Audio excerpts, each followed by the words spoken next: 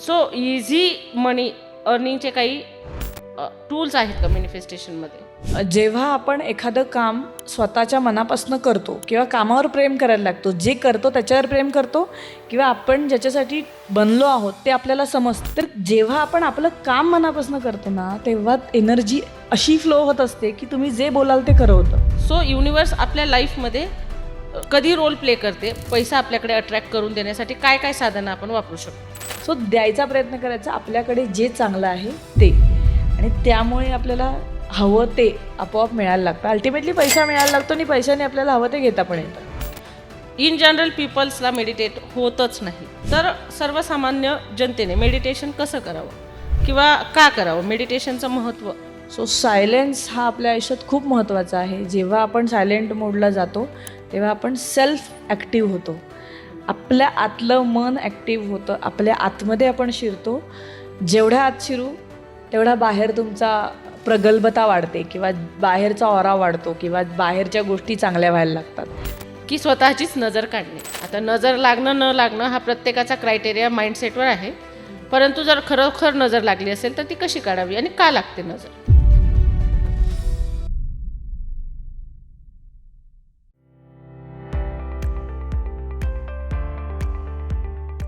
नमस्कार, मी तुमची लाईफ गुरु कविता जाधव स्वागत करते माझ्या मल्टीमिलियनियर कविताज पॉडकास्ट सिरीजमध्ये. आज आपल्यासोबत ज्या गेस्ट आहेत त्यांची ओळख करून देण्याची तशी तर गरज नाही, कारण त्या खूप नोन आहेत तुम्हाला सगळ्यांना. माय बेस्ट फ्रेंड माधुरी बोंद्रे, ज्या NLP, EFT आणि होपोनोपोनो कोच आहेत. मनी माइंडसेट बेसिकली त्या खूप छान करून देतात. सो तुमच्यासाठी घेऊन आली आहे मी माधुरी बोंद्रे मॅमला. मॅम नमस्कार. नमस्कार. खूप खूप स्वागत आहे आणि तुझी ओळख तूच करून द्यावी असं मला वाटतं. खूप छान आवडेल मला आज तुमच्यासोबत पॉडकास्ट करायला. Thank you so much. माझं नाव आहे माधुरी बोंद्रे आणि मी लाईफ कोच म्हणून काम करते. Money mindset coach, neuro manifestation coach असं म्हणू शकते, कारण प्रत्येक गोष्टीमागे सायन्स आहे. हे जे आपण सगळं करतो आणि ते सायन्स सुद्धा मला आता माहिती आहे, कारण माझे जे मेडिटेशन प्रॅक्टिस झाली त्याच्यामध्ये ते वापरलं गेलं आहे. सो म्हणून मी न्यूरो मॅनिफेस्टेशन असं पण हे सांगू लागली आहे. सो हे सगळं मी लोकांना आपल्या आयुष्यामध्ये जे काही प्रॉब्लेम्स चालू असतात, म्हणजे जे ज्यांना ते प्रॉब्लेम वाटतात ते सॉल्व करण्यासाठी आपल्याला उपयोग करता येतो. मग ते चारही एरियाज असतात आयुष्यामधले: हेल्थ, रिलेशनशिप, करिअर, मनी. सगळीकडे याचा उपयोग होऊ शकतो आणि जसं आपण विचार करतो तसंच आपल्या आयुष्यात घडत असतं आणि ते कसं घडतं हे शिकवण्याचे क्लासेस असतात. खूप छान. आपलं काम सारखंच आहे, छानच करतोय, टुगेदर स्टार्ट केलं आणि खूप बेस्ट. आणि तुझा आज मला इंटरव्ह्यू घ्यायला मिळतोय म्हटल्यावर खूप मला अफाट आनंद होत आहे. Thank you so much for coming. Thank you. So सगळ्यात पहिला क्वेश्चन मॅनिफेस्टेशनचा. What is manifestation for you? Okay, तर हा तर सगळीकडे सांगितलेला विषय आहेच, तरी पण परत एकदा अशा सोप्या शब्दांमध्ये जसं सांगायचं तसं, मॅनिफेस्टेशन म्हणजेच आपण एखाद्या गोष्टीचा विचार करतो आणि आपली ती गोष्ट तशीच्या तशी खरी होते, त्याला आपण मॅनिफेस्टेशन असं म्हणतो. आता प्रत्येक गोष्टीमध्ये छोट्यापासून मोठ्यापर्यंत हे होत असतं, माणसाच्या आयुष्यात नॅचरली होत असतं. पण जेव्हा ते आपल्याला लॉजिकली कळायला लागतं तेव्हा त्याची मजा सुरू होते. म्हणजे आपल्याला हवं ते आपण मॅनिफेस्ट करू शकतो. सो नाहीतर नॅचरली आपण एखादा विचार केलेला असतो, मग तो विसरून जातो रोजच्या कामांमध्ये आणि ते नंतर खरं झालेलं दिसतं. सो त्यालाच आपण मॅनिफेस्टेशन असं म्हणू शकतो. छोट्या छोट्या गोष्टींमध्येच म्हणायचं झालं, जस्ट जाताना कुठेतरी रस्त्यातून जाताना एखादा ड्रेस दिसला, हा मी घेतला तर असं विचार झाला आणि तुम्ही विसरून गेलात. खरंच त्या संध्याकाळी तुम्हाला जर तो ड्रेस मिळाला तर त्याला मॅनिफेस्टेशन असंच म्हणतात. खूप छान, मस्त सोप्या शब्दात हे असं आहे. सो याच रिलेटेड आपण म्हणतो की आस्क, बिलीव्ह, रिसीव्ह, की विचारा आणि विश्वास ठेवा, ते तुम्हाला मिळेल. मग हा करेक्ट सिक्वेन्स आहे का? मग 99% लोक फेल का होत आहेत यामध्ये? ओके, ते 5 स्टेप्समध्ये आहे law of attraction. Actually ask म्हणजे विचारा, मनात विचार करा. बिलीव्ह म्हणजे विश्वास ठेवा. फिलिंग म्हणजे भावना आणा. कृती करा आणि मग ते रिसीव्ह करा. ह्या 5 स्टेप्समध्ये आपण लॉ ऑफ अट्रॅक्शन वापरतो किंवा आपल्याला ज्या गोष्टी हव्या आहेत त्या आपल्याला तशा मिळतात. म्हणजे ह्या 2 गाळून टाकतात लोक. हो, फिलिंग्स पण गाळतात आणि कृती तर अगदीच नसते हो. आणि त्यांना सगळं हवंय. हो. सो हे क्वेश्चन मलाही फार फ्रिक्वेंटली विचारले जातात. ओके. सगळ्या कमेंट्स मधून पण असतात आणि हो. प्रत्यक्षात पण. बरोबर. म्हणूनच मी म्हटलं की आज दोन्ही मिळून सॉल्व्ह करूया हो. की ऍक्शन हा पार्ट किती महत्वाचा आहे मॅनिफेस्टेशन मध्ये. ऍक्शन हाच तर महत्वाचा पार्ट आहे, पण ही ऍक्शन म्हणजे हार्डवर्क नव्हे. Yes, that is exactly. So he action म्हणजे आपण एखादं स्वप्न बघितलंय, आपल्याला काहीतरी करायचं आहे. समजा मटेरियलिस्टिक गोलमध्ये घर असणं, गाडी असणं किंवा काही, म्हणजे तुम्हाला जे विकत घ्यायचं आहे अशी कोणतीही वस्तू, असं मोबाईलही असू दे फॉर दॅट मॅटर. तर त्यामध्ये गाडीच म्हटलं तर जाऊन टेस्ट ड्राईव्ह करणं ही पण ॲक्शनच असते. Yes, definitely. सो असं नाही आहे की तुम्ही जाऊन पैसे भरूनच ती गाडी बुक केली म्हणजे मॅनिफेस्टेशन, असं नसतं. मॅनिफेस्टेशन म्हणजे असं असतं की तुम्ही मी ऑलरेडी मर्सिडीज घेतली आहे मार्च 2026मध्ये, असं जर तुम्ही लिहून ठेवलं कुठे आणि फार तुम्ही त्याच्यावर काही एफर्ट्स नाही घेतले, पण त्या दरम्यान जाऊन टेस्ट राईड केली आणि अचानक तुम्हाला असं समोरून आलं आणि तुम्ही बुक केली, तर त्याला मॅनिफेस्टेशन असं म्हणतात. कारण पैसे असूनही बऱ्याचदा मर्सिडीज घेतात असं नाही लोक, म्हणजे ज्याची त्याची इच्छा असते, पण असूनही होते असं नाही आहे प्रत्येकाचं. किंवा घर घेण्यासाठीची पण तयारी असते, पण आवडीचं घर मिळत नाही म्हणून राहिलेलं असतं. सो मॅनिफेस्टेशन इथे हेल्प करतं की मनापासून काय फिलिंग्ज आहेत आपल्या. मला ती लक्झरी फील करायची आहे, मला ती सिक्युरिटी फील करायची आहे, तर फिलिंग्ज आर इम्पॉर्टंट हिअर. असं आहे की घरासाठी सुद्धा फिलिंग्स पाहिजेत, कारसाठी लक्झरी फिलिंग असायला हवी, तेव्हा ती मिळायला मदत होते. बरोबर आहे. काही आता जसं तुम्ही म्हटलात की काही लोकांकडे पैसा असून सुद्धा ते घेत नाही. मग त्यांना स्केअरसिटी माइंडसेट म्हणावं की त्यांची कंजूसी म्हणावी की त्यांना भीती आहे, नेमकं कशामुळे त्यांच्याकडून पैसा खर्च होत नाही, किंवा मॅनिफेस्टेशनमध्ये आपण याला काय म्हणतो? आता याच्यामध्ये पैसा खर्च करणे न करणे हा प्रत्येकाचा इंडिव्हिज्युअल प्रश्न असतोच, पण त्याच्याबरोबर स्कॅरसिटी ही थोडीशी आपण म्हणूच शकतो. म्हणजे माझ्याकडचे पैसे संपतील की काय. म्हणजे मी मागच्या जनरेशनमध्ये मेजरली असं बघितलं आहे, खूप गव्हर्मेंट जॉबचे लोक सगळे, पण इतकं सांभाळून वापरतात. वापरायचे असतात सांभाळून, मी नाही असं म्हणत नाही, पण सांभाळून ठेवून गेल्यानंतर त्याचा उपयोग कोण करणार आहे. Yes, that is the fact. हो, आजचा दिवस जगता आला पाहिजे आणि तो छान आनंदात हवा तसा जगता आला पाहिजे. माझा बिलीव याच्यावर आहे. उद्याचं मला माहिती नाही आहे, कालचं झालेलं आहे. सो आजचा दिवस जगण्यासाठी जे पैसे मिळाले ते वापरलेले, तर त्याचा काय उपयोग आहे. अगदी बरोबर. सो आपल्याला हवेत तेवढे थोडेफार प्रमाणात ठेवून बाकीचे वापरायला काहीच हरकत नसतं. बरोबर. सो बरेचसे मनी ब्लॉकेजेस असतात लोकांना, तर ह्या रिमूव्ह करण्यासाठी आपल्याकडे बऱ्याचशा टेक्निक आहेत. तर तुम्ही कुठली रेकमेंड कराल की ज्या टेक्निकने मनी ब्लॉकेजेस आपल्यापर्यंत लोक जे पोहोचू शकत नाही, आता बरेच लोक आपल्यापर्यंत पोहोचत आहेत, बरेचसे तुमचे क्लासेस करतायत, माझे करतायत, परंतु जे आपल्यापर्यंत पोहोचूही शकत नाही आत्ता तरी ह्या परिस्थितीला, त्यांना आपल्यापर्यंत पोहोचण्यासाठी पैसा यावा, यासाठी त्यांनी कुठली टेक्निक करावी? बिलीफ चेंज करावेत पहिले. मला पैसा मिळू शकत नाही हाच विषय सगळ्यात आधी महत्त्वाचा आहे ना, त्याच्यातच अडकलेले आहेत गरीब लोक. मला कुठून मिळणार आहे ह्याच्यातच अडकलेले आहेत. तर मला पैसा मिळतोय हे इतकं वाक्य नुसतं रिपीट जरी केलं तरी तुम्हाला त्याचे मार्ग उपलब्ध होतात. बरोबर. सो हे एक झालं. त्याच्यानंतर अबंडन्स जो म्हणतो ना, लॉ ऑफ अबंडन्स असं आपण म्हणू शकतो त्याला, तर तो जर आपण आयुष्यात आणण्याचा प्रयत्न केला, म्हणजे जगामध्ये तुम्ही म्हणलात निसर्ग हा अबंडन्स आहे, वाहणाऱ्या नद्या आहेत किंवा सूर्यप्रकाश आहे, संपत काहीच नाही, हवा संपत नाही, हे कसं बाय डिफॉल्ट मोडवर चालू आहे सगळं, तसंच आपल्या आयुष्याचं पण आहेच की. आता आपण मानत नाही ते, लॉजिकल माइंड्स आर नॉट, म्हणजे लॉजिकल माइंड्सना ते पटत नाही, पण जर तुम्ही ते जसं फ्लो होतं तसं जर तुम्ही पैशाला बघायला लागलात तर पैसाही फ्लोच होत असतो आणि तो गेलाही पाहिजे आणि आलाही पाहिजे. ही भावनासुद्धा मनात आणली तरीही पैसा यायला लागतो. आणि त्याच्या टेक्निक्स म्हणायचं झालं तर फक्त ब्लॉकेजेस काढून टाकायचे झाले, ह्यासाठी ho'oponopono is the best technique. Very good, खूप छान वाटलं. आपण आता बरंचसं प्रचलित आहे की आपण म्हणतो नजर लागते नजर लागते, तर तुमची टेक्निक फार प्रभावी आहे की स्वतःची नजर स्वतः काढणे. जरा माझ्या प्रेक्षकांनाही सांगा की ते कशी नजर काढू शकतात स्वतःची. ते आपल्याला माहिती आहे की नजर लागणं हे आपला थॉट आहे आणि त्यामुळेच लागते, पण तरीसुद्धा ज्यांना लागते त्यांनी काय करावं?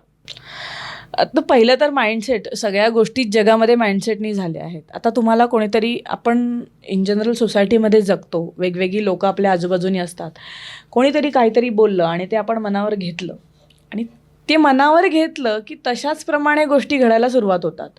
रादर आता तुम्हाला फॉर एक्झाम्पल द्यायचं झालं तर एखाद्या असामान्य रोगामध्ये तुम्ही बरे होऊ शकत नाही असं तुम्हाला सांगितलं की आपल्या डॉक्टर्स वाक्यम प्रमाणम असं होऊन जातं आणि ते चुकीचं नाही आहे. पण त्याच्याही पुढे एनर्जी नावाची गोष्ट आहे.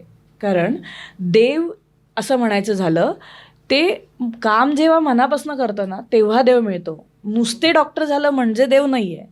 जे डॉक्टर मनापासून काम करतात ते डॉक्टर देव आहेत. हा एक गैरसमज लोकांमध्ये, डॉक्टर म्हणजे देव. तर देव कोण असतात? जे डॉक्टरी मनापासून करतात. लोकांना सेवा करायची जी भावना, लोकांना मला बरं करायचं यातून, ही भावना ज्या डॉक्टरकडे आहे ते डॉक्टर देव असतात मेनली. तर जेव्हा आपण आपलं काम मनापासून करतो ना तेव्हा एनर्जी अशी फ्लो होत असते की तुम्ही जे बोलाल ते खरं होतं. थँक्यू सो मच की हो पुन्हा टेक्निक सगळ्यांनी करा. प्रचलित आहे आणि प्रत्येकाच्या आवडीचे आहे आणि इझी तर फारच आहे, म्हणून ते सगळेच करू शकतात. सगळ्यांना असं वाटतं की मला सगळं माझ्याकडे असायला हवं. इन जनरल सोसायटीमध्ये आपण जिथे राहतो, एक घर असणं, एक गाडी लक्झरियस असणं, किंवा मुलं चांगल्या स्कूलला शिकणं, किंवा whatever the basic needs are important आणि त्यावर लक्ष केंद्रित करतात. परंतु आपल्याला सगळं हवं आहे ऐकायलाच बोर वाटतं. पण मग लॉ ऑफ गिविंग काय आहे, किंवा आपण देणं हे कसं शिकू शकतो, किंवा त्यामुळे आपल्याला काय फायदा होतो? लॉ ऑफ गिव्हिंग हा जो म्हटलं ना, तर त्याच्याबद्दल मला जरा इंटरेस्टिंग असं वाटलं की आपण जेवढं जगाला देऊ शकतो तेवढं दिल्याने आपल्याला जे पाहिजे ते सहज मिळायला लागतं. हे पैशाबद्दल नाही आहे बरं का. कारण काय म्हणतील लोक की पैसे दिले की आपल्याला परत मिळतील, असं ते आहे. ज्यांच्याकडे अबंडन्स आहे त्यांनी नक्की द्या. म्हणजे खूप पैसा आहे तर ते द्यावाच नक्की. पण देण्यामध्ये अजून काय देऊ शकतो? तुम्ही सक्सेसफुल आहात, दुसऱ्यांना सक्सेसफुल कसं व्हायचं हे शिकवू शकतो. तुम्ही काहीतरी लोकांच्या आयुष्यात बदल घडवू शकताय, ते दुसऱ्यांच्या आयुष्यात कसा बदल घडवू शकतात हे तुम्ही शिकू शकता. म्हणजे ट्रान्सफॉर्मेशन, जसं आपलं सुद्धा काम चालू आहे. सो अशा प्रकारे जे काही तुमच्याकडे स्पेशल आहे ते द्यायचा प्रयत्न करायचा. बरंच प्रत्येक माणूस देवानीच वेगळा बनवला आहे. रेटिना ऑफ आईज हा प्रत्येक माणसाचा वेगळा आहे. किंवा बेसिकली सगळ्या गोष्टी, म्हणजे इतकी लोकं आहेत जगामध्ये, कोणी सेम नाही आहेत. कॉम्पिटिशन म्हणतात ना, तर प्रत्येकाकडे एक स्पेशल गुण दिलेला आहे देवाने. तो जर शोधून काढला, तो शोधायला आपल्याला आपल्या मनातच विचार करावा लागतो. तो शोधून काढला, माझ्यामध्ये नक्की काय छान आहे हा स्वतःला प्रश्न विचारला तरी तो थोड्या दिवसात आपल्याला कळतो, उमगतं त्याच्यातनं की काय माझ्यामध्ये चांगलं आहे. आणि तो जेव्हा आपल्याला मिळतो तेव्हा आपलं काम खूप लीस्ट एफर्टनी व्हायला सुरुवात होतं. जसं की आत्ताच्या याच्यामध्ये मला कोचिंगमध्ये असं फील होतं की लीस्ट एफर्ट्स आहेत. कारण ते मला काम इतकं मनापासून आवडतं आणि वेळ गेलेला कळतच नाही त्याच्यामध्ये. डेफिनेटली कळत नाही. म्हणजे 2 तास कुठे जातात आपल्याला, अरे संपला का वेळ, असं करावं लागतं. एक्झॅक्टली. म्हणजे गिव्हिंग पॉवर काय आहे एक्झॅक्टली कळतंय त्यामध्ये. हजारो लोकांना आपण जे देतोय इन रिटर्न आपल्याला अपेक्षा तर काहीच नाही, त्यांचं भलं व्हावं हा पार्ट आहे तुमचाही माझाही. So that is the best. आणि ज्यावेळी आपण हे या पद्धतीने करू लागतो ना, मग बाकी सगळे बाय डिफॉल्ट येतात. म्हणजे पैसाही त्याचा बाय प्रोडक्ट होऊन जातं. एनर्जी लोकांना मिळते ते बाय प्रोडक्ट होऊन जातं. सगळ्या गोष्टी बाकीच्या बाय प्रोडक्ट होऊन जातात आपोआप जेव्हा तुम्ही तुमच्या कामावर प्रेम करता. सो लॉ ऑफ गिव्हिंग हे इथे महत्त्वाचं आहे. जितकं द्याल त्याच्या डबल तुम्हाला मिळतं. सो कायम देताना हा भाव विचार, म्हणजे प्रत्येक माणूस काही ना काही देऊच शकतो जगामध्ये, ही रियालिटी आहे. सो द्यायचा प्रयत्न करायचा, आपल्याकडे जे चांगलं आहे ते. आणि त्यामुळे आपल्याला हवं ते आपोआप मिळायला लागतं. अल्टिमेटली पैसा मिळायला लागतो आणि पैशाने आपल्याला हवं ते घेता पण येतं. असं खूप छान गिव्ह अँड टेक हा लॉ आहे आणि तो खूप छान एक्सप्लेन केला. सो आपण आता तुमचं फारच प्रचलित एक रील मी बघितली की स्वतःचीच नजर काढणे. आता नजर लागणं न लागणं हा प्रत्येकाचा क्रायटेरिया माइंडसेटवर आहे. परंतु जर खरोखर नजर लागली असेल तर ती कशी काढावी आणि का लागते नजर? एक तर दृष्ट ही आपल्या विचारांमुळे सुद्धा लागते. कारण आधीपासूनच्या जनरेशनमध्ये असं सांगण्यात पण आलेलं आहे की हो दृष्ट लागते. जगामध्ये सगळंच आहे ना बॅलन्स्ड, चांगल्या वाईट गोष्टी, त्यामुळे दृष्ट लागत नाही असं म्हणून उपयोग नाही. पण जर लागते तुम्हाला तर त्याच्यातनं नक्की ती काढू शकतो आपण, हे पण आहे. आणि जर तुम्ही लागत नाही हे सुरुवात झाली मनामध्ये की नाही असं काही नसतं जगा, असं जर झालं तर त्याचा रिझल्टही तसाच येतो, म्हणजे तुम्हाला दृष्ट लागत नाही, हे खरं आहे. जसा तुमचा माइंडसेट तसं तुमच्या आयुष्यात घडणार आहे. सो दृष्ट काढण्यासाठी 7 चक्रावरनं आपण मीठ फिरवणे, हा माझा जो रील तुम्ही म्हणताय ते तसं आहे. सो मीठ हातामध्ये घ्यायचं, खडे मीठ, नॉर्मल मीठ कुठचंही चालतं, आणि क्लॉकवाईज डिरेक्शनमध्ये, I am sorry, please forgive me, thank you, I love you, इथे 2nd चक्रा, इथे 3rd चक्रा, हार्ट चक्रा, देन नाभीच्या वर, नाभीच्या खाली आणि त्याच्याही खाली, असं सगळीकडे फिरवायचं हां, हाताने. हाताने फिरवायचं आणि क्लॉकवाईज डिरेक्शनने फिरवायचं. हां, तर 7 चक्रांवरनं तुम्ही जर दृष्ट काढली, मीठ फिरवलं आणि ते मीठ पाण्यात, सिंकमध्ये हे करून टाकायचं, किंवा नॉर्मल जमिनीवर राहत असाल तर तुम्ही झाडाखाली वगैरे पण टाकू शकता तसं मीठ. सो त्याने तुमच्यामध्ये तुम्हाला एकदम एनर्जेटिक चेंज दिसून येतो, की पॉझिटिव्ह एनर्जी दिसते पटकन. कारण मिठामध्ये पण त्याचीच एक वेगळी ऊर्जा आहे. येस येस, सहसा आपण मीठ हे याच गोष्टींसाठी वापरलं प्रचलित आहे, वापरलं हम्म, जातं. हम्म. Thank you so much. सो बऱ्याच लोकांना आता माहिती आहे, पुस्तकं वाचून किंवा आता जे फास्ट ग्रो होत आहे generation, so manifestation, law of attraction हे प्रत्येकाला माहिती आहे. कॉन्शियस माइंड, सबकॉन्शियस माइंड पण माहिती आहे, पण तो ॲक्टिवेट कसा करायचा हेच कळत नाही लोकांना. सो आपण सांगू शकतात का की what is conscious and subconscious mind, आणि त्याचा आपल्या आयुष्यावर काय परिणाम होतो आणि किती प्रभाव आहे, किती %? येस. सो कॉन्शियस माइंड आणि सबकॉन्शियस माइंड हे आपले मेंदूचेच 2 भाग आहेत, लेफ्ट ब्रेन, राईट ब्रेन असं आपण म्हणतो. जनरल आयुष्यामध्ये प्रत्येकाला कॉन्शियस माइंड ॲक्टिव्ह असतोच, नॉर्मल दिवसभर असतो तो active. Yes, conscious. आणि रात्री असतो तो सबकॉन्शियस ॲक्टिव्ह असतो. सो आपल्याला असं म्हटलं जातं की कॉन्शियस माइंड हे लॉजिकल माइंड असतं, सबकॉन्शियस हे मॅजिकल माइंड असतं. आणि मॅजिकल माइंड जर ॲक्टिवेट झालं तर तुम्ही जे विचार कराल ते आयुष्यात खरे होणारच, म्हणजे त्याला कोणतीच लिमिटेशन नाही, त्याला फिल्टरच नाही आहे त्या माइंडला. येस. क्रिएटिव्ह माइंड म्हणून म्हणलं जातं त्याला. सो त्याला फिल्टर नसल्यामुळे तुम्ही जे विचार कराल ते होणारच आहे खरं आयुष्यामध्ये. म्हणून असं करणं गरजेचं आहे की रात्री झोपताना तुम्हाला जे पाहिजे ते रिपिटेटिव्ह मोडमध्ये बोलणं, आणि सकाळी उठताना जे पाहिजे ते रिपिटेटिव्ह म्हणजे परत परत बोलणं, वाक्य बोलणे, याने सबकॉन्शियस माइंडला आपण टॅप करतो. आता त्याच्या विविध टेक्निक्स आहेत सबकॉन्शियस ॲक्टिव्ह करण्याच्या. एक तर रिपिटेशन, हे एक मेन आहे, महत्त्वाचं. हे एखाद्या वाक्याचं रिपिटेशन केल्यामुळे सुद्धा ते सबकॉन्शियसमध्ये जातं. सो मग तुम्ही स्वतः डिसाईड करून म्हणजे त्याच्याला परत अपेक्षा ठेवून नाही करायचं आहे ते, फक्त मला हे पाहिजे ना तर मी प्रयत्न करते माझ्या पद्धतीने, ह्या भावनेने करायला लागलो आपण की प्रत्येक गोष्ट सबकॉन्शियस माइंडमध्ये जातेच, आणि सबकॉन्शियसमध्ये गेल्यावर गोष्टी आपोआप काम करायला लागतात, आपोआप वर्कआउट होतात. मग तिथे आपल्याला काही लॉजिकल प्रयत्न करावे लागत नाहीत, आणि लॉजिकल मन आपल्याला प्रत्येक ठिकाणी थांबवण्याचं काम करतं, आणि मॅजिकल मन तू बिंदास जा, सगळं काही तुझ्यासाठी आहे आणि सगळं काही तू म्हणतेस तसंच होणार आहे, असा त्याचा भाव असतो. सो मॅजिकलनी गेलं तर तुम्ही जे विचार कराल ते खरं होणार आहे. सो त्याचा वापर जास्तीत जास्त करायचा प्रयत्न करायचा. आता सबकॉन्शियस माइंड कुठे टॅप होतो, आपण खूप गर्दीत असतो तरीसुद्धा आपल्याला एखाद्याने हाक मारलेली ऐकायला येते, लाऊडस्पीकरवर असेल किंवा अजून, सबकॉन्शियस माइंड म्हणजे it is activated but we can't listen to. हां, ते कॉन्शियस जेव्हा असतो तेव्हा ते येतं ऐकायला. अदरवाईज आपण इतक्या विचारांच्या गर्दीमध्ये जगत असतो, मनातल्या विचारांच्या गर्दीमध्ये, की अर्धं तर आपण विसरूनच म्हणजे लक्षच नसतं आपलं कुठे, असं होऊन जातं. मग ते डिप्रेशन, मग एन्झायटी, मग हे सगळे विचार आपल्याच विचारांमुळे झालेले असतात.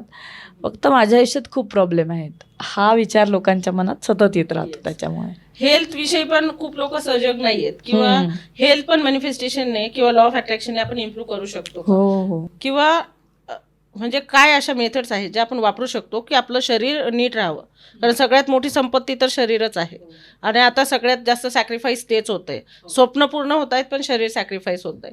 सो त्यासाठी आपण कसं यूज करू शकतो? आता हेल्थमध्ये म्हणायचं झालं तर तब्येतीसाठी मेनलीच आपली शरीरच प्राणवायूमुळे चालू आहे, प्राण असं म्हणतो आपण त्याला.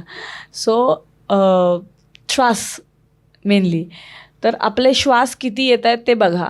किती म्हणजे किती फास्ट येत आहेत. छातीपर्यंतच ऑलमोस्ट सगळे लोक श्वास घेत असतात. पूर्ण श्वास घेतल्याने एक वेगळा इफेक्ट असतो. तर पॉवर ऑफ ब्रीदिंग हे असं एक पुस्तक पण आहे. सो ह्याच्याने सो ह्या ब्रीदिंगमुळे एक रामाकृष्ण म्हणून एक जण होते भारतामध्येच. तर त्यांनी इतकं कंट्रोल करून दाखवलं आहेत गोष्टी की BP जास्त होऊ शकतं, कमी होऊ शकतं. आपण डाव्या हाताला कमांड द्यायची आहे, उचलायची, ठेवायची, ती करू शकतो. म्हणजे इतकं ते प्राण फिरवणं, श्वास फिरवणं जे म्हणतो किंवा श्वास आपण मनाला कमांड दिली की तसं आपलं शरीर वागतं, हे त्यांनी खूप प्रूव्ह करून दाखवलं. आणि त्याच्यात एक्स्ट्रीम गोष्ट म्हणजे त्यांनी त्यांचा प्राणही म्हणजे त्यांनी स्वतःचं शरीर शांत केलं आणि परत प्राण बाहेर आत आला त्यांच्यामध्ये. इतकं पुस्तकामध्ये लिहिलेलं आहे आणि ही खरी गोष्ट आहे. अरे वा. हे पुस्तक वाचून बघू शकता. श्री रविशंकरजींचं आपण बघतो हां जी क्रिया करून हां घेतात खरी. हो हो. त्यात पण त्याच्याही पुढचं आहे त्याच्याही हे, पुढचं. मागच्या Yes, yes. जनरेशन्समधनं झालेलं आहे. हां, हां. त्याचं पुस्तक आहे, मी हवं तर लिंक देईन त्याची. पण त्याच्यामध्ये असं आहे की त्यांनी प्राणही शरीराबाहेर घेऊन परत तो आत आणला, एवढा स्वतःवर कंट्रोल. सो हे खूपच डिफिकल्ट आहे, पण हे मेडिटेटिव्ह स्टेटमध्ये पॉसिबल आहे. मेडिटेशन हे त्याच्यासाठी म्हणलं जातं की खूप मोठ्या लेवलला जावं लागतं तसं काही करायला. इन जनरल पीपल्सला मेडिटेट होतच नाही. आता आपल्याला सारखे क्वेश्चन असतात की मॅम मेडिटेशन होत नाही आहे किंवा कसं बसायचं, हजारो विचार येतात, वेगळेच विचार येतात, आम्हाला बोलायचं वेगळं आहे, मनात वेगळंच येतं आहे. तर सर्वसामान्य जनतेने मेडिटेशन कसं करावं किंवा का करावं, मेडिटेशनचं महत्त्व? सायलेन्स हा एक खूप महत्त्वाचा भाग आहे आयुष्यातला. दिवसातून 2-2 वेळा रिकमेंडेड आहे 30-30 मिनिट्स, 30-30 मिनटं शांत बसणं, मौन बसणे. येस. आणि बाहेरून नाही, आतून सुद्धा दोन्ही गोष्टी. तोंड बंद करणेच पण मनातले विचार पण मनालाही बंद शांत करणे. करणे, हा. yes. तर या दोन्ही पद्धतीने. पण जर 30 आपल्याला नाही जमत, मेजर लोकांचं आहे असेल, एवढं कोण बसणार आहे. दिवसात 2 वेळा 5-5 मिनटं बसून दाखवा, 2-2 मिनटं बसून दाखवा. मन शांत, बाहेरूनही बोलायचं नाही, आतूनही बोलायचं नाही आणि डोळे बंद करून बसायचं. जमत नाही असं म्हणणारे खूप लोक असतील, मग ज्यांनी फक्त अलार्म लावायचा आणि डोळे मिटून बसायचं, विचारांना ऑब्झर्व करायचं. विचार येतच राहतात कारण माणसाची टेंडन्सी आहे ती. सो सायलेन्स हा आपल्या आयुष्यात खूप महत्त्वाचा आहे. जेव्हा आपण सायलेंट मोडला जातो तेव्हा आपण सेल्फ ॲक्टिव्ह होतो. आपल्या आतलं मन ॲक्टिव्ह होतं, आपल्या आतमध्ये आपण शिरतो. जेवढ्या आत शिरू तेवढा बाहेर तुमचा प्रगल्भता वाढते किंवा बाहेरचा ऑरा वाढतो किंवा बाहेरच्या गोष्टी चांगल्या व्हायला लागतात. जेवढं आपण आपल्या आत शिरू. जनरल आपण बाहेरच शोधतो सगळं, त्यामुळे काहीच मिळत नाही. आपल्या आतमध्ये गेल्यावर सगळं काही मिळणं शक्य आहे. सो ते सायलेन्सनी होतं. सो मेडिटेट करा. मेडिटेट पहिल्या दिवशी कळत नाही, त्याला रेग्युलर जिमला जसं जाताना फॅड म्हणून सुद्धा काही लोक जातात. फॅड म्हणूनच जातात बरेचसे लोक. म्हणजे कसं आहे की मित्र जातोय म्हणून आपण जायचं, मैत्रीण चालली आहे म्हणून, पण एक्झॅक्ट गोल त्याचं कळतच नाही लोकांना. त्यासारखंच मेडिटेशनचं पण होतं की का बसायचं हा मुळात प्रश्न आणि बसून काय करायचं हा दुसरा क्वेश्चन असतो. आयुष्यात जनरली रेज होणारे क्वेश्चन आहे ते. सो मी जे म्हणत होते श्वास, तर श्वास पूर्ण पोटापर्यंत घ्यायचा आणि श्वास जेवढे जास्त डीप घेता येतील तेवढे. 1 मिनिटात 6 श्वास घ्यायचे. 1 मिनिटात 6 श्वास म्हणजे 10 सेकंदाचा 1 श्वास. ओके. असं श्वास घ्यायला लागलो, असं कोणी घेत नाही एवढ्या स्लो. तर तेवढ्या स्लो आपण जर स्वतःला सुरुवात केली तर तुमचे अनेक रोग कमी झालेले तुम्हाला दिसायला लागतील. मेडिकल ट्रीटमेंट सोबत करा, वेगळं सांगत नाही आहे काहीच. औषधं घ्या आणि त्याच्यासोबत हे करा. एक दिवशी औषध बंद करायची वेळ येईल हे नक्की सांगू शकते, कारण हे मी स्वतःच केलेलं आहे. तसं म्हणायचं तर प्राणायामसुद्धा म्हणजे प्राणायामचाच प्रकार झाला, श्वास घेणे आणि सोडणे हा. सो प्राणायामाने हे होतं. माझ्याच बाबतीत BPच्या ह्याच्यामध्ये झालं होतं की BP माझं नॉर्मल झालं त्याच्यामुळे की रोजच मी प्राणायाम केला आहे, रोजच मेडिटेशन केलं आहे. मग प्राणायाममध्ये नेमकं काय करावं? अनुलोम विलोम मेन. एका नाकपुडीने श्वास घ्यायचा आणि दुसऱ्याने सोडायचा, दॅट इज इनफ. तेवढा साधा आहे आणि तो कोणीही करू शकतो. त्याच्यासाठी अटी नाही आहेत काही कोणी करायचं नाही करायचं. आणि मी त्याच्यातली हे नाही, मी फक्त ह्याच्यासाठी सांगते की मी अनुभवच तसा घेतला आहे की श्वास घेतल्याने जीवन श्वासावर आहे आणि तुम्ही जेवढे स्लो कराल, म्हणजे आपलं म्हणतात ना, आपले एक पर्टिक्युलर श्वास संपले की जीवन संपतं. जेवढे स्लो कराल तेवढं जीवन वाढणार आहे, असा विषय आहे त्याच्यामध्ये. त्यामुळे शांत श्वास घ्यायला शिकावं लागतं. हल्लीच्या काळात शांत घेता येत नाहीत लोकांना आणि त्याच्यामुळेच स्ट्रेस, एन्झायटी, माझ्या आयुष्यात प्रॉब्लेम आहेत, यांनी असं केलं, त्यांनी तसं केलं, हा असा वागला तो, हे सगळं त्याच्यामुळे निर्माण होतं. सगळ्यात सोपी पद्धत आहे श्वास घेणं. तेवढी जरी सुरुवात केली आणि खरंच 5 मिनिटाच्या वर लागत नाहीत रोजच्या रोज एवढं केलं तरी. सो 5 मिनटं हे काहीच नाही आहे दिवसाभरातला. वेळ नाही आहे हा एक माइंडसेटच आहे आपला परत, की माझ्याकडे वेळ नाही आहे. हो, हे तर जनरल वाक्य आहे, म्हणजे कॉमन बिलीफ म्हणू शकतो हा लोकांचा, की माझ्याकडे वेळ नाही. हो. सो आपण टाइम मॅनेजमेंट पण करू शकतो का मॅनिफेस्टेशनने किंवा लॉ ऑफ अट्रॅक्शन? हो हो हो, टाईम मॅनेजमेंट मी स्वतःच परत अगेन सांगेन की प्रयत्न माझे, मी आळशी होते, आता नाही आहे, सॉरी. Okay okay. मी आळशी होते गोष्टी करण्याबाबत. असं हो ठीक आहे, होईल, करेन कधीतरी, असं माझंही होतं. पण जेव्हा मनापासून ठरवलं की आता ह्या फील्डमध्ये यायचं आहे, करायचं आहे, कन्सिस्टंटली करायला हवं आहे आणि एक टायमिंग सकाळचं उठून ते सुद्धा करायला हवं आहे, हे जेव्हा ठरवलं त्या दिवसापासून आजपर्यंत नो ब्रेक. 1.5 वर्ष होत आलं आता मला त्याच्यामध्ये. सो मी एकही ब्रेक घेतलेला नाही आहे, सुट्टीही नाही दिली. सकाळी 5:30चा माझा एकही बॅच पुढे ढकललेली नाही मी. सो माझा बेसिक कोर्स आहे 10 दिवसांचा, जो सकाळी 5:30 ते 6:30 असतो. ओके. 2 आठवडे, पण मंडे टू फ्रायडे 2 आठवडे असा असतो. सो त्याच्यामध्ये तुमचं आयुष्य पूर्णपणे बदलून जातं, लाईक एनर्जेटिकली शिफ्ट होतो. मी एनर्जीवरच काम करते आणि आपण एनर्जीवर काम केलं की प्रॉब्लेम आपोआप सॉल्व्ह होतात. सो जगातले कुठचेही प्रॉब्लेम असू देत, त्याला प्रॉब्लेमचं सोल्युशन एनर्जी हेच आहे. एनर्जी कशी वाढवायची हे बघायला नक्की क्लासमध्ये येऊ शकतात. ओके, खूप छान. सो एनर्जी वाढवण्यासाठी कन्सिस्टन्सीचं काय महत्त्व आहे आयुष्यात? सो कोणतीही गोष्ट करायची तर ती रोज करायला पाहिजे आणि ती रोज केली तर त्याच्यातनं सक्सेस जे आहे ते एक दिवशी आपल्याला दिसायला लागतं हळूहळू. हे मी सुद्धा अनुभवलं आहे प्रत्येक ह्याच्यामध्ये, की आधी 0 होतं, मग 1, मग 2, मग आता 10, मग 15 असं असतं. म्हणजे एक साधारण मोजण्याची मोजमाप सांगितलं. पण ते सतत डोक्यामध्ये मला हे करायचं आहे, हा जो ध्यास आहे ना, तो ध्यास नाही गेला पाहिजे. हरून नाही जायचं कधीच आयुष्यामध्ये. हरलं की मागे येतं मग, किंवा मग ह्याच्यानी ना हे होतच नाही, जजमेंट्सनी पण मागे येतो आपण, दुसऱ्यांबद्दल जजमेंट्स केल्याने किंवा कम्पेअर केलं. हां, थोडक्यात असं होत नाही आहे, तसं होत नाही, काही नाही. कुठच्याही गोष्टीतून 4 नवीन लोक जरी जोडले गेलेत, दॅट इज इनफ. हा मी बघितलं पर्स्पेक्टिव्ह आहे सगळ्या याच्यामध्ये. तुमची एनर्जी 4 लोकांना कनेक्ट झाली तरी त्या 4 लोकांपासून ती त्यांची फॅमिली म्हणजे 50 लोकांपर्यंत ॲटलिस्ट पोहोचतं त्या 4 लोकांना. अगदीच अगदीच. आणि ह्याच्यामागे सतत अपेक्षा ठेवून करत राहायचं नाही आहे. म्हणजे माझ्या फील्डमध्ये तरी असं आहे की अपेक्षा ठेवून केलं की गोष्टी वेगळ्या पद्धतीने काम करतात. मला द्यायचं आहे, माझ्याकडे जे देवाने दिलं आहे, मला ह्याच्यासाठी चूज केलं आहे, सोर्स म्हणून मी आहे. तर मी बोलायला बसले की मी खूप काय काय चांगलं बोलू शकते हे मला जाणवतं प्रत्येक वेळी काहीतरी नवीन येतं तोंडातनं, कारण त्या एनर्जीज साथ देतात प्रत्येक वेळी, की मलाही माहीत नसतं आणि मी खूप काहीतरी छान सांगून जाते, एकदम असं होऊन जातं.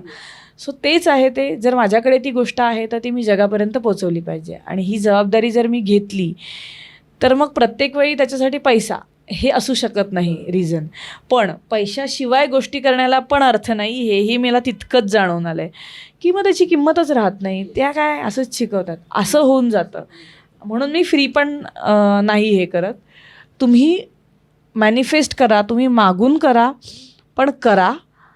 तुम्हाला रिझल्ट 100% कसे मिळवायचे ह्याचं ट्रेनिंग मी देते. म्हणजे जरी सेशनमध्ये 10 दिवसाच्या कर्ज काढून जरी आले तरीसुद्धा त्याचे डबल कसे होतात हे भरपूर जणांचे झालेले आहे. 10 दिवसात शिकतात. हां, आणि ते डबल आपल्या माइंडसेटनेच होऊ शकतात. आणि आता तुम्ही कोणीही जेव्हा कोर्समध्ये येतं तेव्हा असंच असतं ना, की मला काहीतरी मिळवायचं आहे या जिद्दीनेच येतात. मग मला ते पैसे मिळवायचे आहेत जे मी फीसाठी दिले आहेत, हे इंटेन्शन ठेवून यायचं. गॅरंटीड आहे तुम्हाला मिळणार, कारण इच्छाच पूर्ण करण्याचं काम आपण करतो. येस, तेच काम आपण करतोय. खूप छान. सो खूप छान आपला आत्तापर्यंत झाला आहे. आपण आता सगळ्यात आवडता टॉपिक जो आहे आपल्या प्रेक्षकांचा आणि आपल्या क्लायंट्सचा, की पैसा कसा कमवायचा. सो इझी मनी अर्निंगचे काही टूल्स आहेत का मॅनिफेस्टेशन? हां, so law of list working असं म्हणू शकतो मी. ते पण एक लॉच आहे. का तर जेव्हा आपण एखादं काम स्वतःच्या मनापासून करतो किंवा कामावर प्रेम करायला लागतो, जे करतो त्याच्यावर प्रेम करतो किंवा आपण ज्याच्यासाठी बनलो आहोत ते आपल्याला समजतं, ते काम आपण करायला लागलो की पैसा हा एकदम इझिली मिळतो. That's for sure. मग प्रत्येकानेच कसं शोधायचं असा प्रश्न पडतो. त्याच्याचसाठी मी मगाशी एक वाक्य बोलले की प्रत्येक माणूस युनिक आहे. देवाने प्रत्येकाला काहीतरी देऊन पाठवलं आहे, पण त्याच्यामध्ये इगो आणला त्याच्यामुळे मागे राहतो माणूस. आणि बऱ्याचदा असं होतं की इगोच आड येतो, मी हे कसं करू याच्यावर. तर मी पण लाईफ कोच बनणार होते असं मलाही माहीत नव्हतं, पण मी बनले. IT मध्ये होते, तिथून इकडे शिफ्ट झाली आहे मी. तर ते काही मी ठरवून झाले होते अशातली गोष्ट नाही, पण माझ्यामध्ये ही क्वालिटी आहे की मला लोकांशी बोलायला खूप आवडतं आणि वायफळ बडबड करण्यात इंटरेस्ट नव्हता. ते ऐकत राहावं असं वाटायला पाहिजे मला लोकांना, आणि त्यांना सतत ह्यांच्याशी बोलायचं आहे, ह्यांना भेटायचं आहे असं वाटलं पाहिजे. या फिलिंग्स माझ्या पहिल्यापासून आहेत. सोप्या भाषेत मी बोलते, सोप्या शब्दांमध्ये लोकांना ते कळलं पाहिजे. लिटरली ही माझी ॲफर्मेशन्स होती आणि आत्ता मला समोरून रिप्लाय येतात, तुम्ही किती सोप्या भाषेमध्ये सांगता, असं होऊन जातं. सो ती जी वाक्य आहेत ती माझ्याचकडनं रिपीट झालेली वाक्य आहेत, जी माझ्या आयुष्यात खरी झालेली आहेत. खूप छान. अफर्मेशन्स जे आता तुम्ही बोललात, सो सर्वसामान्य जनतेने सुद्धा अफर्मेशन्स काय रोल प्ले करतात त्यांच्या लाईफमध्ये, किंवा कुठल्या अफर्मेशन्स इन जनरल त्यांनी कराव्यात त्यांच्या हेल्थ असू दे किंवा करिअर असू दे या फॅक्टरमध्ये, किंवा पैसा भरपूर अट्रॅक्ट करायचा आहे, कारण सगळ्यात महत्त्वाचा आहे पैसा. म्हणजे देव पण नाही आहे, देवापेक्षा कमी तर अजिबात नाही आहे. तर मग तो कसा अट्रॅक्ट करावा त्यांनी? येस, मी सगळ्याच एरियामधले 2-2 ॲफर्मेशन सांगायचा प्रयत्न करते. ओके. की इन जनरल काय, मी सबकॉन्शियस माइंड प्रोग्रामिंग म्हटलं म्हणजेच काय, तर एखादं वाक्य रिपीट केलं की ते सबकॉन्शियसमध्ये जातं. मग त्या रिपिटेशनमध्ये आपल्याला काय करायचं आहे, आय एम हेल्दी, मी स्वस्थ आहे आणि मी रोज व्यायाम करते. हे 2 साधे एक्झाम्पल्स आहेत, कारण व्यायाम गरजेचा आहे. जसं सगळ्याला हे लागतं तसाच शरीराला व्यायाम लागतो छान राहण्यासाठी. सो ते झालं. माझं वजन -, kg आहे. म्हणजे असं जेव्हा कमी करायचं जरी असलं तरी तुम्ही I have achieved my ideal body weight of -, kg. म्हणजे ते ऑलरेडी आपण आलेलो आहोत त्याला ते बोलायचं. Yes. त्याला ॲफर्मेशन म्हणतात. आणि वेट लॉसमध्ये विषय काय होतो, वेट लॉस या शब्दावरच आपण अडकलेलो असतो. म्हणजे सारखंच वेट लॉस करायचं आहे, हे खाऊ नको, ते खायचं नाही, याच्याने वजन वाढेल. बेसिकली वाढल्यावर म्हणजे ह्यामुळेच वजन वाढतं, कमी होत नाही. सो माइंडसेट थोडा अशा प्रकारे आपल्याला घ्यावा लागतो. पॉझिटिव्ह. हां. त्यानंतर आहे रिलेशनशिपमध्ये, मी सगळ्यांना आवडते, मी सगळ्यांमध्ये पॉप्युलर आहे. हां, म्हणजे सगळ्यांना माझ्याशी बोलायला आवडतं, माझ्या नात्यांमध्ये मी सगळ्यांना आवडते, माझ्याशी सगळ्यांना बोलायचं असतं. मी कॉन्टॅजियस एनर्जीवाली आहे, म्हणजे सगळे खूप चांगले आहे आणि मला माझ्याबरोबर राहायला आवडतं. हे एक आहे. रिलेशनशिप विथ सेल्फ ही खूप महत्त्वाची आहे. I love myself the way I am, हे म्हणायचं झालं तर स्वतःवर प्रेम असलं की आपण जगावर सगळं प्रेम करू शकतो, पण स्वतःवर ते असलं पाहिजे. हे एक झालं. त्यानंतर करिअरच्या बाबतीत तर जॉब हा एक मोठा प्रश्न असतो. मला जॉब मिळाला आहे या फ्रिक्वेन्सीमध्ये जगण्याचा प्रयत्न करायचा. ज्यांना जॉब हवा आहे त्यांनी तीच फिलिंग आणणं ही थोडीशी कठीण गोष्ट असते प्रत्येकासाठी, पण मिळाला आहे असं म्हणत राहिलं की एक दिवशी फिलिंगही येते. म्हणजे कधीतरी हे म्हणता म्हणता तुम्हाला जाणवतं मला जॉब मिळाला तर मी असं करीन ना, हे असं मनातल्या मनात येतं आणि जेव्हा ती भावना येते ना तेव्हा रियालिटीमध्ये पण होऊन जातं ते. खूप छान. सो हे जॉबसाठीचं झालं. आणि money is coming to me easily and effortlessly. पैसा माझ्याकडे सहजतेने येतो. ही सोपी ॲफर्मेशन सांगितली, पण ही नुसती रिपीट केल्याने खरंच होतात. मी अपॉर्च्युनिटीजसाठी तयार आहे. म्हणजे जे घरात हाऊसवाईफ्स आहेत, मला कुठनं पैसे मिळणार हा तुमचा माइंडसेट आहे. कुठनं पैसे मिळणार, मला नवरा पैसे देतो त्यातले वाचवून मी करते, हा एक विषय असतो. पण हा टिपिकल बायकांचा विषय झाला. तुम्हाला त्याच फ्रिक्वेन्सीमध्ये राहायचंय तर तुम्ही तिथेच राहणार आहात. आता तर बायका बिचाऱ्या राहिलेल्याही नाही आहेत. बऱ्यापैकी 80% womens are independent and working good आणि अर्निंग पण करतायत, तरी पण रडतायत. म्हणजे हा एक माइंडसेटचाच भाग झाला आहे, तो त्यांनी डेफिनेटली चेंज करायला हवा, तर आपोआप पैसा येऊ शकतो आपल्याकडे. फक्त मनाचंच हे आहे की मला बिचारी म्हणून राहायचं आहे की मला इंडिपेंडंट कॉन्फिडंट म्हणजे विमेन म्हणून जगायचं आहे. हा ज्यांचा त्यांचा पर्स्पेक्टिव्ह. कारण प्रत्येकाच्या आयुष्यात काही ना काही सुखदुःख किंवा प्रॉब्लेम्स असतातच, त्यातून बाहेर पडून करावं लागतं. पण हे कुणालाच चुकलं नाही आहे. माझा प्रॉब्लेम सगळ्यात मोठा, ह्याला काहीच अर्थ राहत नाही. बरोबर आहे. तुम्हाला त्यातनं बाहेर पडायचं का, याला अर्थ राहतो. खूप छान, मस्त. जवळजवळ सगळ्याच विषयांवर आपले छान ओपिनियन तुम्ही मांडलेले आहेत आणि प्रेक्षकांपर्यंत पोचलेत. आपले क्लायंट्स जे आपल्याला बघतायत त्यांच्यापर्यंतही पोचलेलं आहे आणि त्यांना नवीन काहीतरी अजून छान मिळालेलं आहे. त्यासाठी खूप छान. So money is easy to earn, affirmations पण आपण सांगितलं आहेत. पण इझी टू अर्न याचा अर्थ असा नाही की आपण बसून आणि पैसे आपल्याला देव देणार आहे, बरोबर आहे की नाही, किंवा युनिवर्स आपल्याला देणार. सो युनिवर्स आपल्या लाईफमध्ये कधी रोल प्ले करते, पैसा आपल्याकडे अट्रॅक्ट करून देण्यासाठी काय काय साधनं आपण वापरू शकतो? ओके. सो पैसा एक तर मनापासून हवा आहे ही भावना पण असली पाहिजे. म्हणणारे खूप असतात मला हवेत हवेत, पण बॅक ऑफ द माइंड लहानपणापासूनचे ट्रॉमाज असतात, ब्लॉकेजेस असतात, की आईवडिलांचं जसं पैशाबद्दलचे विचार ऐकलेले असतात की सेव्ह केला पाहिजे, ते नसतील तर आयत्या वेळी प्रॉब्लेम होऊ शकतो, पैसे राहिले पाहिजेत, झाडावर उगवत नाहीत, खूप कष्ट करावे लागतात, सोपा नाही आहे, हे सगळे लहानपणापासूनचे ऐकलेले प्रॉब्लेम्स मनामध्ये घर केलेलं असतं. प्रत्येकाच्या मनात असतं हे. अबंडन्स असणं हा एक वेगळा भाग झाला आणि ते सगळीकडे असतो असं नाही. मेजरली तर सगळीकडे हे लॉजिकलच रिझनिंग असतं, व्यावहारीपणा म्हणतो ना आपण त्याला, तसा असतो. चुकीचा नसला तरी तो खूप बरोबर आहे असं पण म्हणत नाही मी त्या ह्याला, की जर तुम्हाला अनलिमिटेड कमवायचं आहे आयुष्यामध्ये तर हे ब्लॉकेजेस काढून टाकायला लागतात, की पैसे माझ्याकडे ना सहजपणे येतात. हे जेवढं सहजतेने बोलू शकाल तेवढ्या सहजतेने यायला लागतील, बरोबर आहे. असं आहे. आणि हा मीच बघितलेला अनुभव आहे. म्हणजे मी 10,000पासून सुरुवात केली आहे आणि ती आता कित्येक लाखांमध्ये आहे. सो तसं आहे ते. तुलाही माहिती आहे ते कसं असतं ते. त्याच्यामुळे फक्त त्याच्यासाठी मी काय कशात चांगली आहे आणि मी काय चांगलं करू शकते एवढं जर आपण ठरवलेली अमाऊंट आपल्याला मॅनिफेस्ट. हां, एक्झॅक्टली. जे लिहिलं होतं आपण लास्ट इयर जेव्हा आपण प्रोग्राममध्ये भेटलो होतो गोपाळच्या, तर ते अचीव होतं आहे आपल्याला. परंतु हे प्रत्येकाला अचिवेबल का नाही आहे? मग त्यांचे माइंडसेट त्यांनी कसे चेंज करावे, किंवा एकतर माइंडसेट ही टर्मच लोकांना बऱ्याचदा अवघड वाटते किंवा कळतच नाही की काय करायचं नेमकं. माइंडसेट करायचं म्हणजे काय करायचं? येस, माइंडसेट म्हणजे असं आता म्हणायचं झालं तर लहानपणी खेळताना पडलं तर लागेल असं आपण लहान मुलांना सांगतो. हा त्यांचा माइंडसेट आपण घडवला. बरोबर आहे. त्यामुळे पुढच्या वेळी खेळताना मी पडले तर या भीतीने ते थोडंसं स्वतःला सांभाळून खेळतात. बरीचशी मुलं, म्हणजे काही मुलं नाही खेळत पण काही मुलं खेळतात, हे मी बऱ्याचदा पाहिलं आहे. हे लहान मुलांच्या बाबतीत झालं. मोठी झाल्यावर तुला मार्क्स नाही पडलेत, तू काही नाही करू शकणार. हो, माइंडसेट आहे हा विशेष. तुला जर मार्क्स 10वीत चांगले पडले नाही तर तुला कुठे सायन्सला ॲडमिशन मिळणार आहे, किंवा तुला हवी ती ॲडमिशन नाही मिळणार, कारण कट ऑफच तो नाही आहे.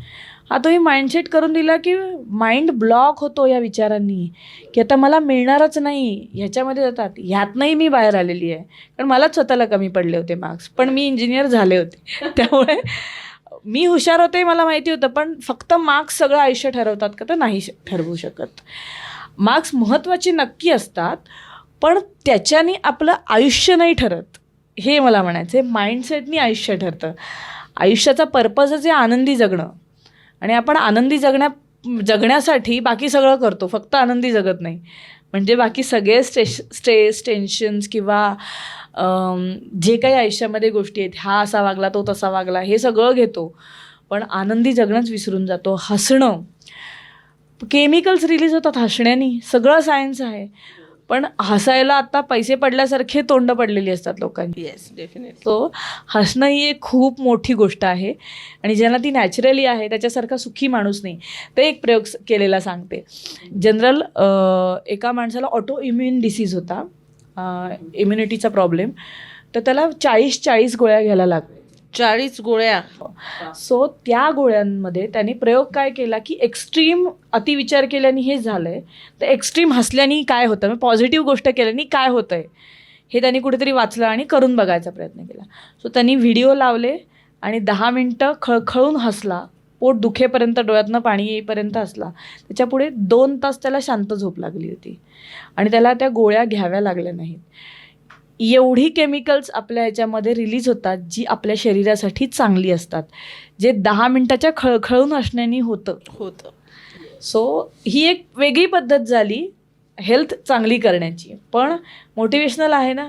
येस. आपण दुःखातच एखादी गोष्ट झाली की त्या दुःखातच आपण जगतो. दुःखात जगून दुःखच मिळणार आहे. जे जे आपण फोकस करू ते वाढणार आहे. हे आपला लॉ ऑफ अट्रॅक्शनचा नियम पण आहे. Where your attention goes, energy flows. Flows. So पालकांना काय सांगू शकाल तुम्ही? आता तर सध्या खूप निगेटिव्ह, म्हणजे नर्सरीचे पेपर चेक करायला येणारे पॅरेंट्स, 1 मार्क कुठे गेला मॅम जेव्हा विचारतात, तेव्हा मी त्यांचे चेहरे असे बघते. सिरियसली असं होतं? Yes. So nursery? Nursery, junior, senior, आता you know I have run this school. So या गोष्टी घडतायत, इट इज प्रॅक्टिकल. तर तुम्ही 9th-10th सोडूनच द्या की काय लेवलला पॅरेंट्सचं हे चाललेलं आहे. रे, हे मलाही नव्याने ऐकायला मिळालं. पण अशा पॅरेंट्ससाठी आपण काय सांगू शकतो की त्यांनी हा निगेटिव्ह ऑरा कम्प्लिटली डाऊन करून पॉझिटिव्हिटी ते कसे एनरोल करू शकतात त्यांच्या मुलांमध्ये, म्हणजे त्यांना ती ऑब्वियस स्वतःमध्ये आणावी लागणार आहे. तुम्ही तुमच्या शब्दात कसं मांडाल हे? हां, हे खूप चांगला पण प्रश्न आहे आणि हा खूप उपयोगी पण आहे बेसिकली. की आत्ता असं झालं, माझ्या मुलीच्या ॲडमिशनच्या वेळीसुद्धा 2.5 वर्षाला मी शाळेत ॲडमिशन घेतली नाही तर आभाळ कोसळेल असं सगळ्या पॅरेंट्सचं हे होतं. सीन होता बेसिकली त्यावेळी. आत्ता घ्यायला पाहिजे, मग तुम्ही कुठे फॉर्म भरले? मी म्हटलं मी कुठेच भरले नाहीत, मला नको आहे आत्ता ॲडमिशन. मी भरलाच नव्हता आणि तेव्हा मी बाहेरही जाणार होते आणि माझे प्लॅन्स वेगळे होते त्यावेळेसचे असं. पण त्यावेळी काही पॅरेंट्स मला असे प्रकर्षाने जाणवले की जीवन मरणाचा प्रश्न आहे मुलांच्या, असं त्यांना प्रकर्षाने हे झालं होतं. सो तसं नाही आहे. नर्सरीमध्ये लहान मुलांचे खेळायचे दिवस असतात, तेव्हा तुम्ही पेपर चेक करायला सांगताय, त्याला काही अर्थच राहत नाही. मार्क्स, खरं सांगू, आनंद क्षणिक असतो. तुम्ही बोर्डातही आलात तरी त्याचाही आनंद 1च दिवस टिकतो, त्याच्यानंतर नसतो तो. तुम्ही पद्मश्री मिळवलं तरीसुद्धा आनंद 1च दिवस असतो. सो हे आयुष्यातले अचिव्हमेंट्स आहेत. याचा अर्थ ते आयुष्यभर पुरतात का? नाही. आयुष्य जसंच्या तसं प्रत्येकाला जगावं लागतं. जसं मी जगते तसंच मिलेनियर जगतात, तसेच गरीब जगतात.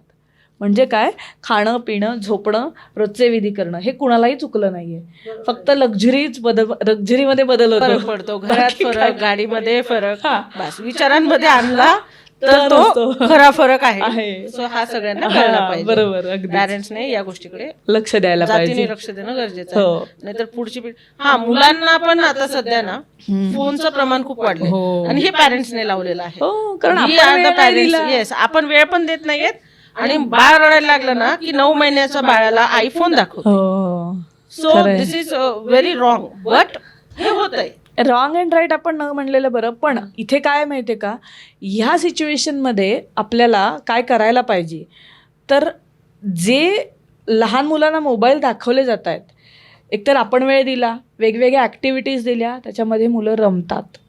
मी सुद्धा माझ्या मुलीचं हे करून घेते, तेव्हा तिला मी वेळ दिला की तिला दुसऱ्या कशाचीही गरज नसते, हे मी नेहमी बघते. आणि अजूनही जेव्हा नाही वेळ देत तेव्हा एखादा तास तिला टी व्ही बघायला द्यावा लागतो. पण मग आम्ही ते टी व्ही ठेवलं आहे, म्हणजे तो ठरवलेला वेळ आहे तेवढ्या वेळ द्यायचा बघायला, कारण जगाप्रमाणे सुद्धा जायला पाहिजे, हेही तितकंच आहे. पण हे असं आहे की आपणच म्हणतो त्याला मोबाईलशिवाय जमत नाही, सवय कोणी लावली हो त्याला, असं म्हटलं. मग मी तेच म्हणते की आपणच 9 महिन्याच्या बाळाला खाऊ घालताना जर फोन लागत असेल, माझ्याच घरातलं उदाहरण आहे, माझे भाचे 9 महिन्याचे 10 महिन्याचे, खाताना फोन लागतो, गाणं तरी ऐकणार, एखादं कार्टून तरी दुरून दाखवणार, पण दाखवतोय ना, म्हणजे काय की त्यांना आपण त्यांचा आय स्पॅन कुठे लॉक करतोय, चलचित्रांवर, जस्ट लगेच बदलतात लगेच. मग हा कुठेतरी माइंड स्थिर करण्यासाठी पॅरेंट्सने काय करावं, किंवा त्या मुलांनी सुद्धा जे सजग आहेत, समजा 8 to 12 याच्यात जास्त डिस्ट्रॅक्ट होतात मुलं. ह्यात पॅरेंट्सनीच ठरवायची गोष्ट आहे. म्हणजे माझ्याकडे क्लायंट्सही असे येतात की माझी मुलगी मोबाईलपासून लांबच जात नाही आहे, माझा मुलगा अभ्यासच करत नाही आहे. एकतर ॲफर्मेशन्सच इथे जास्त काम करतात. सोप्या भाषेत सांगायचं झालं तर हे आहे की माझी मुलगी मी सांगते ते ऐकते, माझा मुलगा मी सांगतो ते ऐकतो, हे एक स्वतःचं ॲफर्मेशन असलं पाहिजे. आणि नसेल ऐकत तरी असलं पाहिजे. One fine day you will see the change. तुम्हाला तो बदल दिसणार आहे जेव्हा तुम्ही रोज तेच म्हणाल. की आपण जर रिपीटेडली त्यांच्यासमोरच म्हणलं की ते ऐकत नाही आहेत माझं, ते तेच करणार आहेत. सो अल्टिमेटली हेच आहे, तुम्ही जे बोलाल ते होणार आहे, ह्याचाच अर्थ तो आहे. त्यामुळे मोबाईल तुम्ही त्यांना जर ॲक्टिव्हिटी ऑक्युपाय करून ठेवलं, घरातही बसून पुस्तक वाच, त्याच्यानंतर हा गेम खेळ, मग हा गेम खेळ, मग हे कर, हे ऑक्युपाय करून त्यांच्या आवडीच्या गोष्टी करायला दिल्या, ते छान वेळ स्पेंड करतात. माझी मुलगीसुद्धा, तिला कुकिंग आवडतं. मी एक्झॅक्टली अपोजिट आहे तिच्या, तिला फार आवडतं. पण ती मला सारखं मम्मा केक बनवायचे. बरं मला येतो बनवता, पण मला त्याच्यामध्ये इंटरेस्ट नाही आहे फार. त्याच्यामुळे असं होतं की जाऊ दे, मग मी बनवून घेतले. तिला ते वर्कशॉपमध्ये जाण्यात इंटरेस्ट. तिने, मी एके ठिकाणी गेले होते, ती पूर्ण ओट्याच्या इथे उभं राहून सगळं केलं तिने. अरे वा. पास्ता आणि केक दोन्ही, जसं सांगितलं तसं ढवळलं, जसं सांगितलं तसं केलं. इतका इंटरेस्ट आहे तिला. सो मला ते एक इंटरेस्टची तिची गोष्ट कळली आहे ती. असं प्रत्येकामध्ये एक असतं आणि असं काहीतरी असतं. सो त्यांच्या इंटरेस्टच्या गोष्टी दिल्या की ते बाजूला होतात मोबाईलपासून. वाव, खूप छान. सो रिलेशन पण आता आपण बघतोय की सगळ्यांमध्ये जवळजवळ संवाद संपलाय. हो, मोबाईलमुळे. येस, बोलले की वाद होतात, आयदर मोबाईल. तर संभाषण हे जवळजवळ संपुष्टात आलंय असं आपण म्हणूयात. 4 डोकी असले की 4 फोन आहेत घरात. जेवतानाही फोन, झोपतानाही फोन, आणि इतर वेळेला मित्रमैत्रिणींना फोन. सो रिलेशन बिल्डिंग याने होत नाहीये, डायव्होर्सचे प्रमाण वाढले. हो हो हो. म्हणजे बऱ्याच प्रमाणात. आता आपल्याला क्लायंट्स येतात, आपल्याला खूप माहिती आहे, आणि खूप छोट्या छोट्या गोष्टींवरून इगो क्लॅशेस. कशामुळे? तर ते स्थिरच नाहीये मन. सो अशा लोकांना तुम्ही काय सल्ला द्याल?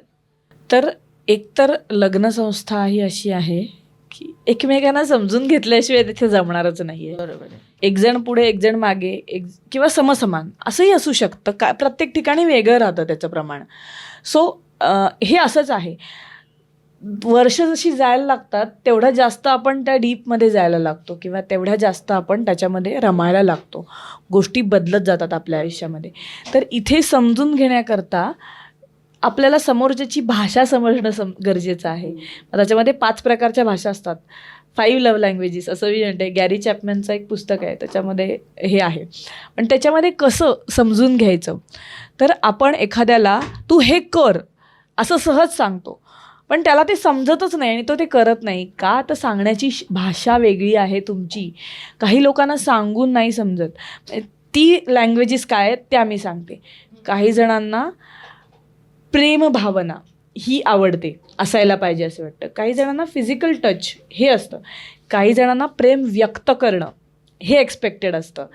काही जण बोलून दाखवणं म्हणजे ॲप्रिशिएट करणं, तू जे करतेस ते छान करतेस, हे नुसतं. म्हणजे काय काय ठिकाणी कसं होतं, ऑफिसमधनं आली की बायकांना मेजरली असं खूप बडबड करायची असते, सगळं सकाळपासून संध्याकाळपर्यंत सांगायचं असतं. पण तिथे काय होतं, म्हणजे मी ते एक एक्झाम्पल आहे म्हणून सांगते. पुरुषांना काय असतं, इथे तिला काहीतरी सोल्युशन एक्सपेक्टेड आहे म्हणून ते सोल्युशन देतात, आणि मग दुसऱ्या दिवशी परत आल्यावर ती परत तोच प्रॉब्लेम सांगते. मग तू सोल्युशन अप्लाय केलं का? तर नाही असं सांगते. मग तिला तिथे काय एक्सपेक्टेड आहे, तू फक्त माझं ऐकून घे शांतपणे, मला सोल्युशन्स नको आहे, माझं ऐकणारं कोणीतरी हवं आहे. सो हे समजणं गरजेचं. समोरच्याची रिक्वायरमेंट काय आहे हे समजलं, मग ती एक भाषा आहे प्रेमाची. सो काही ठिकाणी that is love language.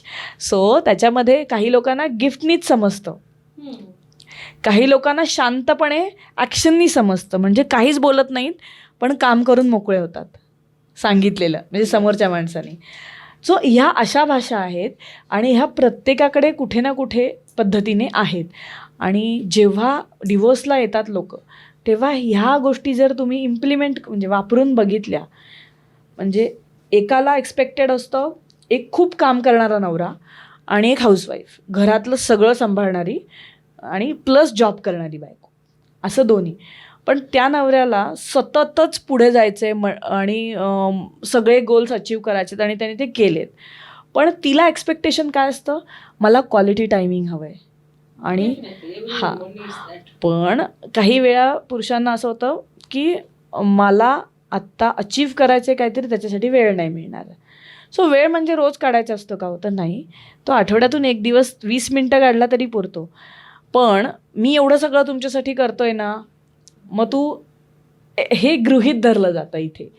So इथे काय गरज आहे, त्याची गरज आहे तिने त्याचं कौतुक करणं, जे जी करत नाही आहे. एक एक्झाम्पल म्हणून मी सांगते, ती त्याचं कौतुक करत नाही आहे त्यामुळे तोही नाराज आहे, आणि हिला काय वेळ हवा आहे तो देत नाही आहे म्हणून हीही नाराज आहे. सो त्याच्यामध्ये त्यांनी प्रयोग असे केले की हिने त्याला कौतुकास्पद शब्द बोलले, रिलेशनशिप त्याच्या दृष्टीने चांगली झाली, आणि त्यानंतर त्याने वेळ काढायला सुरुवात केली. त्यामुळे दोघांचं आयुष्य मुलांसोबत ग्रो होऊन त्याची स्वतःची कंपनी तयार झाली, आणि they are happy in their life असं. सो ह्या दोघांच्या वेगळ्या भाषा होत्या प्रेमाच्या, ज्या आधी क्लॅशेस होत्या, आणि त्याच्यातनं सोल्युशन काढून त्यांनी जर प्रयत्न केला तर त्याच्यातनं ते झालं. सो अशा प्रकारे असतात लव्ह लँग्वेजेस जे म्हटलं मी तर. So Madhuri, thank you so much शोमध्ये आल्याबद्दल, आणि खूप छान इन्फॉर्मेशन शेअर केली, ज्याच्याने आपल्या गप्पाही झाल्या आहेत आणि लोकांना हवं ते मिळालं आहे. एक्झॅक्टली त्यांना कळलं असेल आज की मॅनिफेस्टेशन काय आहे, लॉ ऑफ अट्रॅक्शन कसं वर्क करतं. माझ्याकडून तर शिकतातच, पण प्रत्येकाची एनर्जी एकदम वेगळी आहे. सो बॉम्ब असणार आहे. सगळ्यांनी आवर्जून बघा, आणि इथेपर्यंत जर माहिती तुम्हाला आवडली असेल तर चॅनलला लाईक, शेअर आणि सबस्क्राईब नक्की करा. आणि तुम्हाला वाटत असेल की परत माधुरी मॅमने आपल्या चॅनलला यावं तर कमेंटमध्ये परत बोलवा, किंवा तुम्हाला हवं असेल तर कम बॅक अगेन असं लिहा. आणि तुम्हाला त्यांच्याकडून काही हवं असेल, कुठला कोर्स असेल किंवा इन्फॉर्मेशन एक्स्ट्रा, तर सगळ्या डिस्क्रिप्शनमध्ये डिटेल्स दिल्या जातील मॅमच्या, तुम्ही कनेक्ट करू शकतात. Thank you so much Madhuri. Thank you so खूप मच. छान वाटलं. आपण परत असाच प्रवास पुढे सुरू ठेवूयात. आज आपण मात्र रजा घेऊया. नमस्कार. थँक्यू.